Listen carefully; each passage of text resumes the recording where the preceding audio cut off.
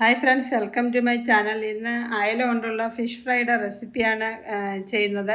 അതിലേക്ക് 3 വലിയ സൈസ് അയലായിരുന്നു എടുത്തത്. ഏകദേശം 1/2 കിലോഗ്രാം ഉണ്ടാകും. ഇനി നമുക്ക് അതിൻ്റെ തൊലിയെല്ലാം മാറ്റി നല്ല ക്ലീനാക്കി എടുക്കണം ഇതേ രീതിയിൽ. എന്നിട്ടൊരു 8 ചെറിയ ഉള്ളി, ആവശ്യത്തിന് കുരുമുളക് ഒക്കെ വേണം. നമുക്കിനി അതിലേക്ക് പൊടികളൊക്കെ ചേർത്ത് മിക്സ് ചെയ്ത് വയ്ക്കാം. 3/4 ടീസ്പൂൺ മഞ്ഞൾപ്പൊടിയും 1 ടേബിൾ സ്പൂൺ കാശ്മീരി മുളക് പൊടിയും 1/2 ടേബിൾ സ്പൂൺ നല്ല എരിവുള്ള മുളക് പൊടിയുമാണ് വേണ്ടത്.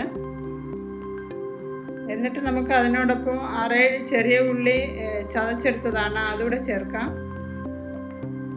ഇതിനു മുന്നേ കുറേയേറെ ഫിഷ് ഫ്രൈയുടെയൊക്കെ വീഡിയോസ് അപ്ലോഡ് ചെയ്തിട്ടുണ്ട്. അതൊക്കെ കണ്ടിട്ടില്ലാത്തവർ കണ്ടു നോക്കണം. ഇനി 1 ടേബിൾ സ്പൂൺ വിനാഗിരിയും കൂടെ ചേർക്കണം. അപ്പോൾ അതിന് നല്ലൊരു ഫ്ലേവർ കൊടുക്കും. അതുകൂടാതെ നല്ല സോഫ്റ്റ് ആവുകയും ചെയ്യും. അതിനോടൊപ്പം 1 ടേബിൾ സ്പൂൺ ക്രഷ് ചെയ്ത കുരുമുളകും 1 ടീസ്പൂൺ സോൾട്ടും ചേർക്കുക. എന്നിട്ട് അല്പം കറിവേപ്പിലയും.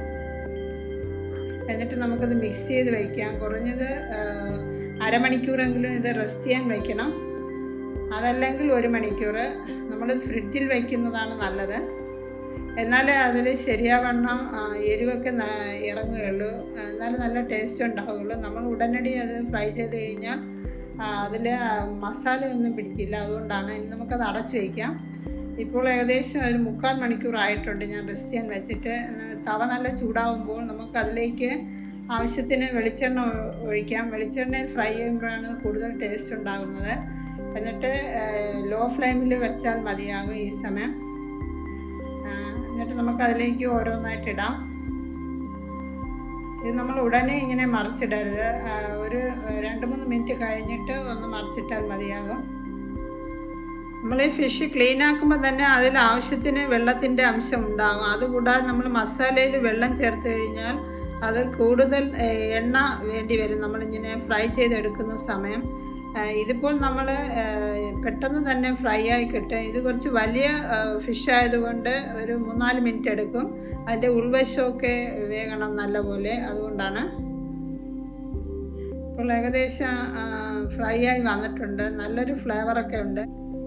ഇതേപോലെ ഒന്ന് നമ്മളതിൽ തൊട്ട് നോക്കുമ്പോൾ മനസ്സിലാകും അത് നല്ലപോലെ ഫ്രൈ ആയോ ഇല്ലയോ എന്ന്. ഇപ്പോൾ അത് നല്ല ഫ്രൈ ആയി വന്നിട്ടുണ്ട്. ഇനി നമുക്ക് അത് ഒരു സെർവിങ് പ്ലേറ്റിലോട്ട് മാറ്റാം. ഫ്രണ്ട്സ്, എൻ്റെ ഈ വീഡിയോ കുറച്ച് പേർക്കെങ്കിലും യൂസ്ഫുള്ളായി കാണുമെന്ന് വിചാരിക്കുന്നു. വീഡിയോ ഒന്ന് ഷെയർ ചെയ്ത് റിപ്ലൈ കമൻറ്റ് ബോക്സിലിടാൻ മറക്കരുത്. കൂടാതെ എൻ്റെ ഈ ചാനൽ ആദ്യമായിട്ടാണ് കാണുന്നതെങ്കിൽ സബ്സ്ക്രൈബ് ചെയ്ത് ബെൽ ബട്ടണിൽ ഓൾ എന്ന ഓപ്ഷൻ ക്ലിക്ക് ചെയ്താലേ ഞാനിടുന്ന ന്യൂ റെസിപ്പീസിൻ്റെ നോട്ടിഫിക്കേഷൻ കിട്ടുകയുള്ളൂ. ഫ്രണ്ട്സ്, ഇതേ രീതിയിൽ ട്രൈ ചെയ്തിട്ടില്ല എങ്കിൽ ഒരു തവണ ഒന്ന് ട്രൈ ചെയ്ത് നോക്കണേ. തീർച്ചയായും ഇഷ്ടപ്പെടും. എൻ്റെ ഈ ചാനൽ തുടങ്ങിയിട്ട് 3 വർഷത്തിലേറെയായി. കുറേ പേർ കാണുന്നുണ്ടെങ്കിലും ആരും കമൻറ്റ് ചെയ്യാറില്ല.